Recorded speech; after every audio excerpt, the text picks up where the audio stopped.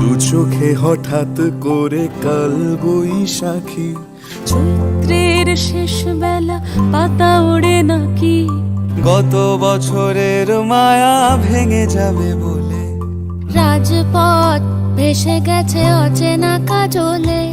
দু চোখে হঠাৎ করে কাল বৈশাখী, চৈত্রের শেষ বেলা পাতা ওড়ে নাকি, গত বছরের মায়া ভেঙে যাবে বলে, রাজপথ ভেসে গেছে অচেনা কাজলে।